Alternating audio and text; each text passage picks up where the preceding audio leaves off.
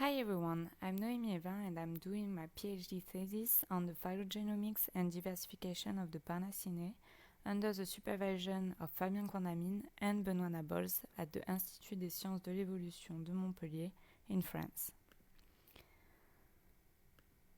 To give you some context, Parnassiinae is a subfamily of Papilionidae comprising 8 genera and at least 80 species. The most diverse genus, with over 60 species, is Parnassus. The Parnassiinae are distributed in the Holarctic, but most of the diversity is found in the Palearctic. These species, and particularly in the Parnassus genus, are emblematic because some are found in high-altitude habitats of up to 6,000 meters, with diversity concentrated on the Tibetan Plateau and the Himalayas. The Parnassiinae are also remarkable for their diverse but almost strict specialization in their host plants, which are generally toxic plants. Species of the genera Aloncastria, Archon, Butanitis, Luidorphia, Sericinus, and Zerinthia feed on Aristolochiaceae, which are considered to be the ancestral host of the Parnassiinae, and you have an example here on the up left of Zerinthia polyxena on Aristolochia pistolochia. The genus Hypernestra feeds on Zygophyllaceae, while the genus Parnassus have undergone 2 changes of houseplants on Crassulaceae and Saxifragaceae, with the example here on the right of Parnassus Apollo on Sedum, and a change to Papaveraceae and more particularly to Corydalis. Due to their high degree of specialization on their host plants, which requires perfect temporal coordination between the caterpillar and the plant, as well as their adaptation to cold environments, these species are particularly threatened by climate change, and some of them are even protected, like Parnassus Apollo, Parnassus menteus, and Parnassus mnemosine. Therefore, it is important not only to study their evolution, which is what I'm going to do, but also to conserve these species. And for those both fields, we need a list of species and a complete phylogeny. That's why the first aim of my PhD thesis is to reconstruct a complete dated phylogeny of Parnassiinae based on genomic data. So the first step is to get the genomic data. To do that, I want to thank Adam Cotton, Jean-Marie André, Yann Delmas, Saïd Ghazemi, and the Museum of Natural History in Paris, which helped me to draw up a list of species and subspecies to be sequenced, and who gave me the corresponding sample. So thank you again. Then, the laboratory's engineering assistant, Bérénice Lafont, sequenced Illumina short-read genomes and nanopore long-read genomes. The aim here is to sequence short reads for all species and subspecies, and to have only one high-quality long-read genome by genus. For the long-reads nanopore, I assembled the genome with Fly or Shasta. Then I used PurgeDup to purge the duplicated genes, and Polka to polish the reference genome with short reads Illumina. I used blood tools to check the contamination and RAGTAG to map on a reference genome. For each step, I used Busco to check the quality of the genome and to get Lepidoptera autologous genes based on a dataset containing 5,286 genes. So here's just 2 examples of what we obtained. A genome of around 1 gigabase for Parnassus turati with 92% of the genes from Busco, and a genome of around 700 megabases for Aloncastria cerise with almost all Busco genes. For the short reads Illumina, I began with a step of filtering with FASP. Then I assembled the genome with Megahit. I used Busco to check the quality of the genomes and the number of Busco genes. Then I used a RAGTAG to map the genome on a high-quality reference genome. So here I'm just going to show you an example of the efficiency of the RAGTAG. So it's for Parnassus epaphus thayerae, we had only 44% of the genes, and after ragtag on Parnassus Apollo reference genome, we obtained more than 94% of the genes. So to summarize, we have collected 400 specimens, sequenced 5 high-quality reference genomes, and 140 short-read genomes. So now the question is, how many species are there in the Parnassiinae?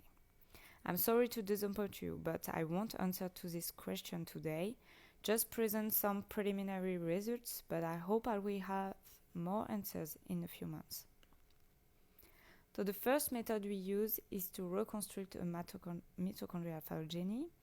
We use MitoFinder to get mitogenomes from our newly sequenced genomes and completed the dataset with data from GenBank. Then we aligned the 15 genes with MAXI, concatenated the dataset, and used IQ3 to get a phylogeny. This preliminary mitochondrial phylogeny contains 157 specimens and is well supported, with 82% of the nodes supported by both support metrics. The Luedorphini are in red, the Zeretini in green, and the Parnassiinae in blue and purple. The second method we use is to reconstruct a nuclear phylogeny. We completed the dataset with genomes from GenBank, and for this preliminary nuclear phylogeny, we only kept 149 nuclear genes for which we don't have missing data, which means that we have all the species and subspecies for all those genes. We aligned them with MAXI, concatenated all of them, and used IQ3 to get the phylogeny. This preliminary nuclear phylogeny contains 155 specimens and is well supported with 87% of the nodes supported by both support metrics. Again, the Luedorphini are in red, Zeretini in green, and the Parnassiinae in blue and purple. I can't present you the preliminary results for all the species and subspecies, so I choose some examples for which I'll go into a bit more detail. First, what I call an easy example with the genus Zerintia. If we don't take into account the species that are now in the genus Aloncastria, at the beginning, 2 species which have overlapping ranges were recognized as belonging to the genus Zerintia. Later, 2 subspecies of each species have been elevated to the rank of species. Zerintia africana in Morocco, which was a subspecies of Zerintia rumina, and Zerintia cassandra in Italy, which was a subspecies of Zerintia polyxena. Based on our mitochondrial phylogeny, the status of the 4 species is well supported, with clear genetic differences between the 4 species. Our preliminary mitochondrial phylogeny therefore seems to confirm that there are 4 species in the genus Zerintia. As a second example, I'm going to take the genus Hypermnestra, which is for now considered as monotypic, with thus only one species, Hypermnestra helios. This species is distributed from Kazakhstan and Tajikistan to Iran, and we were wondering if the subspecies of Iran, Hypermnestra helios persica, could in fact be a species. Thus, we sequenced 2 specimens from Kazakhstan and Tajikistan and 2 specimens from Iran. So here you can see the results of both mitochondrial and nuclear phylogenies, and just for information, the Hypermnestra helios FC 2497 is in fact Hypermnestra helios persica. So we obtain a supported signal that the specimens of Hypermnestra from Iran and those from Tajikistan and Kazakhstan are genetically different. These preliminary results do suggest that the genus Hypermnestra could be divided into 2 species. My last example is going to be about the subgenus Triopa within the genus Parnassus. In this subgenus, we focused on 3 species groups: Parnassus eversmani, Parnassus tumenorphi, and Parnassus mnemosine, that you all know, I'm sure. So first, the Parnassus eversmani species group. There are 2 subspecies, Parnassus eversmani felderi and Parnassus eversmani thor, that has been considered as putative new species.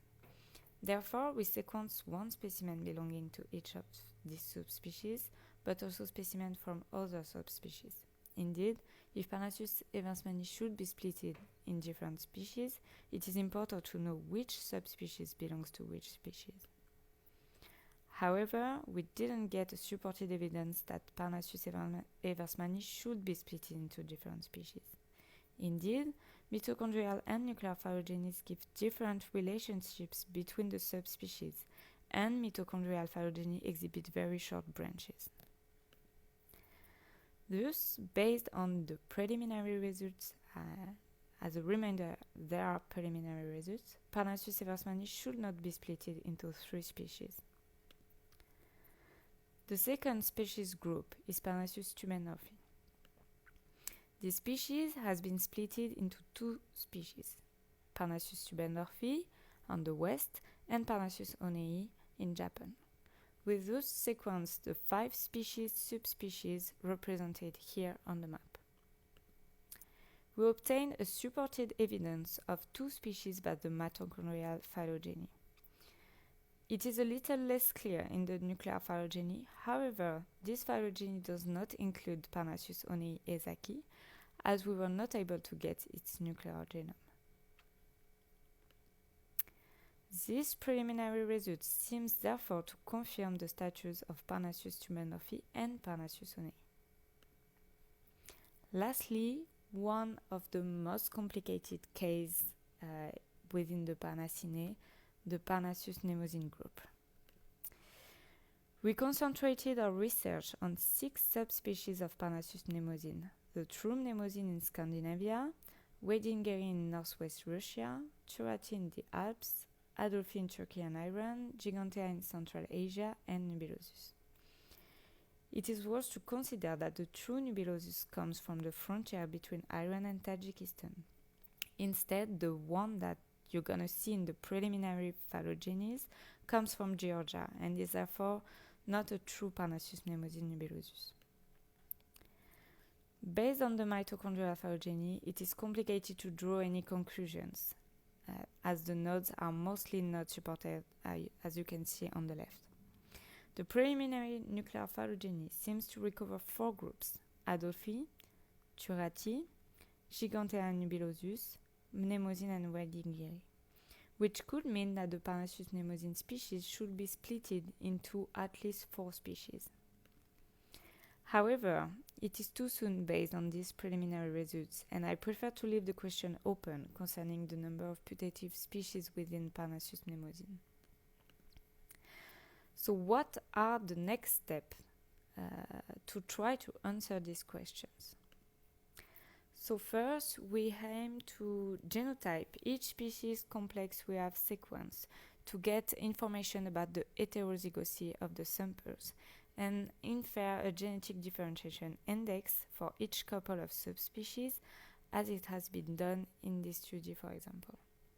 This will tell us whether the index indicates intra or interspecific diversity, and thus it's going to be an evidence more than the phylogeny to know if there are different subspecies, different species or not. Second, we aim to have a complete nuclear phylogeny. Now we just need to add a few more species and subspecies, and this time we will reconstruct a phylogeny based on thousands of genes and not only 149. So I want to thank you all for your attention, to remind that those are preliminary results and I hope we will have real results in a few months. And don't hesitate to contact me by email if you have any question about this project. Thanks.